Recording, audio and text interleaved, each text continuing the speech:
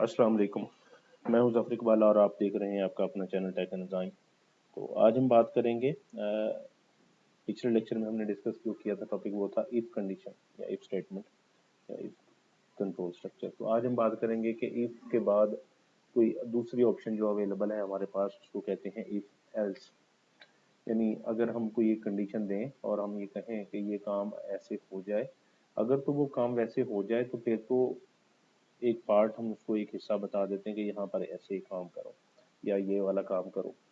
कोई वो काम जो है वो एक स्टेटमेंट पर मुश्तमिल हो सकता है, 2 पर, 4 पर, 10 पर, कुछ भी हो सकता है। और अगर ऐसा ना हो तो फिर हम उसे कहते हैं कि ये ऐसा ना हो तो ये फिर फलां वाला काम यानी ये दूसरे वाला काम कर। ठीक है। इस इसको कहते हैं, ये क्या है, इफ एल्स स्टेटमेंट। अब इसका सबसे पहले तो आपको पता होना चाहिए सिंटेक्स। जो आमतौर पर इसका सिंटेक्स है उसमें ये होता है कि इफ लिखते हैं और ब्रैकेट के अंदर इसमें बता देते हैं उसको कंडीशन, और फिर उसके बाद इसका ब्लॉक स्टार्ट करते हैं और उस ब्लॉक के अंदर statements if condition is true, यानी ये वो स्टेटमेंट्स होंगी कि जो तब चलेंगी अगर कंडीशन ट्रू हुई तो। और फिर लिखते हैं एल्स और उसका ब्लॉक स्टार्ट कर देते हैं और इसमें हम फिर स्टेटमेंट्स देते हैं अगर कंडीशन जो है वो फॉल्स होती है तो। ठीक है जी, ये दो आ गई। तो इसको कहते हैं, ये हमारे पास क्या है जी, ये इफ कंडीशन का, इफ एल्स का सिंटेक्स है। इस सिंटेक्स के मुताबिक आइए अब हम एक प्रोग्राम बनाते हैं, उसमें देखते हैं कि ऐसा है या नहीं है। मिसाल के तौर पर हम कोड ब्लॉक खोलते हैं, नया प्रोजेक्ट लेते हैं और कंसोल एप्लीकेशन गो, देन सी को चूज करें और नेक्स्ट पे जाएं और यहाँ पे हम इफ एल्स स्टेटमेंट इसका नाम रख देते हैं प्रोग्राम का, और ये हमारे पास इसका बन गया। सोर्स में जाएं, मेन पे जाएं, इसको खोलें डबल क्लिक करके, तो ये हमारे सामने ये if condition sorry main program आ गया। अब इसके अंदर हम चलाते हैं कि हमने ये काम करना कैसे है, यानी इफ एल्स को चेक कैसे करना। तो इसको कमेंट्स में मैं चेंज करता हूँ, यहाँ पे गैप बना लेते हैं कुछ। ठीक है। और अब मिसाल के तौर पर हम कोई एक प्रोग्राम बनाते हैं, जैसे फॉर एग्जांपल कोई जॉब है और उस जॉब के लिए कहा गया है कि आप अप्लाई करें अगर आपकी एज जो है वो 19 है। ठीक है। और अगर आपकी एज 19 नहीं है तो आप उस जॉब के लिए एलिजिबल नहीं है। और अगर आपकी जॉब सॉरी अगर आपकी डेट ऑफ बर्थ जो है या एज जो है, एज आपकी 19 या उससे ज़्यादा है तो आप उसके लिए एलिजिबल है। इसका हमसे कहा गया एक प्रोग्राम बना। तो इसको हम देखें, यहाँ पे लिख लेते हैं। मिसाल के तौर पर मैं एक वेरिएबल ले लेता हूँ एज, और एक करेक्टर टाइप भी रख लेते हैं, मिसाल के तौर पर नेम और NAME, और साइज इसका मैं कर देता हूँ 20 करेक्टर का साइज हो गया। और अब उसके बाद हम यहाँ पे लेते हैं प्रिंटफ से पहला मैसेज एंटर योर नेम। ठीक है जी। और उसके बाद हम स्कैनफ से पहली इनपुट परसेंट, ये हमारे पास हो जाएगा एस। सी करेक्टर के लिए होता है और एस जो होगा ये स्ट्रिंग के लिए। और स्ट्रिंग कब बनता है, जब हम ऐसा करें कि हमारा डाटा जो है एक से ज़्यादा करेक्टर्स पर चला जाए। जब एक से ज़्यादा करेक्टर्स पर डाटा मुश्तमिल होगा तो उसे हम कहेंगे ये क्या बन गया हमारे पास, ये स्ट्रिंग बन गया। तो percent S comma ampersand sign name, और उसके बाद हम फिर एक और अगली प्रिंटफ ले लेते हैं और इसमें उसको कहते हैं जी व्हाट इज योर एज। और इसके बाद इसमें स्कैनफ में हम ज़ाहिर है परसेंट डी लगाएंगे, क्योंकि हमने जो वेरिएबल रखा है वो किस टाइप का है, एज का इंटीजर टाइप का है। ठीक है। ये इनपुट वाला काम हमारा मुकम्मल हो गया। अब इसके बाद हम इसमें चलाते हैं आगे इफ कंडीशन। यहाँ पे जाते हैं, हम कहते हैं इफ एज इज ये देखें ना, एज साथ साथ हमें ये कोड ब्लॉक जो है इंटीमेट करता है कि ये एज आपका इंटीजर टाइप वेरिएबल है, एज ग्रेटर देन और इक्वल टू 19, ठीक है जी। और फिर हम कहते हैं printf, printf yes you are eligible for this job, ठीक है जी। और फिर प्रिंटफ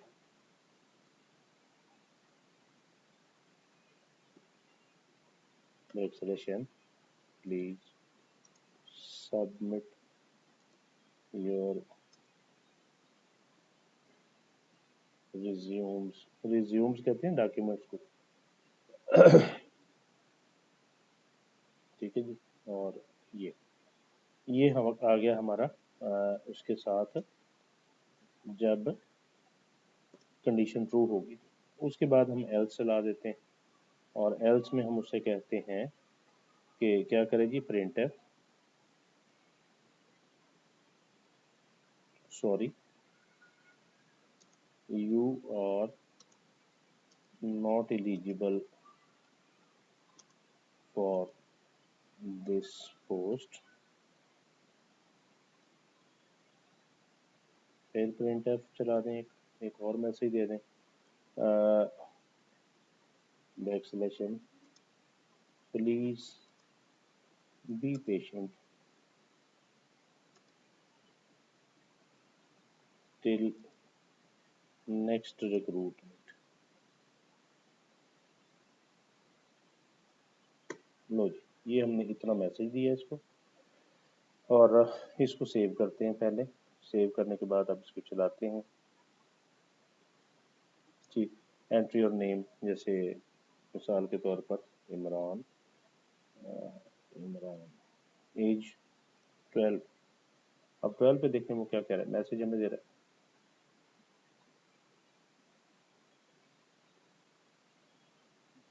मैसेज, ओ कहीं मेरा हाथ लग गया, दोबारा देखते हैं।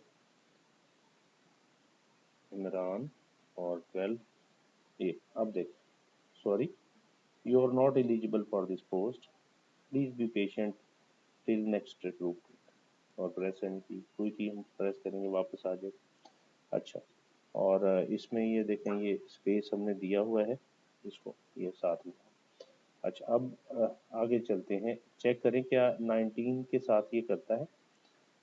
शाहिद नाम दे दिया कोई, 19 करें जी। Yes you are eligible for this job, please submit your resumes, ठीक है। और फिर देखें 19 से अबव भी करता है, तो खालिद कोई भी नाम दे दें, और इसको दे दें 23 जी। इसमें भी यही कह रहा है, yes you are eligible for this post job, please submit your resumes, ठीक है।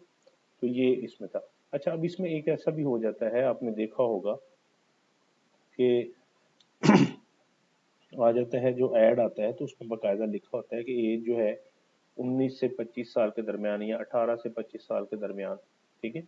तो उस सूरत में वो भी हम लगा सकते हैं। मसलन मिसाल के तौर पर ये मैं कहता हूँ greater than equal to 18 and ampersand sign and, और फिर आगे दे दें age less than equal to 25।